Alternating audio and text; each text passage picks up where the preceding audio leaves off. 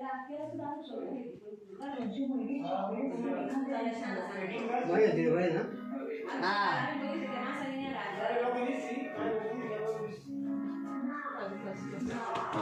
इकडं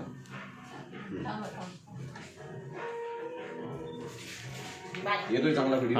बोला. आज आपण सांगलोरे गावामध्ये या ठिकाणी खरं तर आलेलो आहे. गोविंद मोरे माजी चेअरमन यांना खरं तर 9 महिन्यापूर्वी पॅरलेस झालेला होता आणि पॅरलेसमुळं पूर्ण ते झोपून होते. त्यांना खरं तर उठता येत नव्हतं, चालता येत नव्हतं. परंतु आता आपण चालताना चेअरमनला पाहिलं. चेअरमन, तुम्हाला अमृत ज्यूसच्या माध्यमातून काय फरक जाणवला हे तुम्ही सांगायचंय. चालता यायला लागलं पुढे. पहिले ही पायरी ना चढता येत नव्हती. पहिले वाटलेला त्यानंतर तुम्ही पेल्या घर हिंडायला लागलं. दुसऱ्या बाटलीला पायऱ्या उचलून हिंडायला लागलं. प्रत्येक बाटली पेलो का एक बाटली संपली करत बराच फरक पडत. बघा, चेअरमन पूर्णपणे जागेवरती झोपून होते. त्यांना पहिल्या बॉटलमध्ये पूर्णपणे उठून चालायला लागले. दुसऱ्या बॉटलमध्ये घराच्या पायऱ्या ते उतरायला लागले आणि आता हळूहळू ते स्वतः चालतात.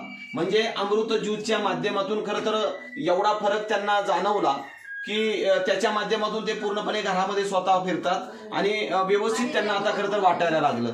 अतिशय चांगल्या प्रकारचं हे अमृत ज्यूस आहे आणि हे पॅरलेसवरती अतिशय प्रभावी आहे.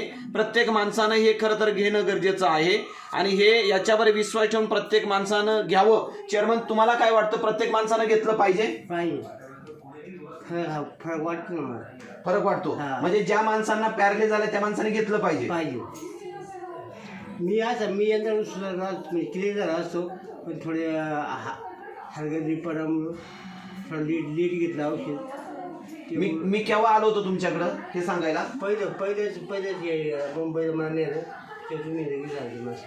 बघा, ज्या टायमिंगला चेअरमनला वगैरे ह्या सगळ्या गोष्टी झालेल्या होत्या त्या टायमिंगला मी चेअरमनला स्वतः सांगितलेलं होतं.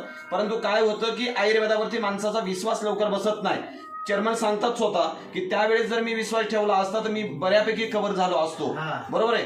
तर हे घरातले सुद्धा तेच म्हणतात आणि चेअरमनचं सुद्धा तेच म्हणणं आहे की मी कव्हर झालो असतो. परंतु निश्चितपणानं अमृत ज्यूसच्या माध्यमावरती विश्वास ठेवायला हवा होता. अमृत ज्यूसच्याच माध्यमातून खरं तर ते कव्हर झालेले आहेत. असो, खरं तर प्रत्येक माणसानं हे घेणं गरजेचं आहे. हर हर रियांश, घर घर रियांश. किती वेळाचं झालं?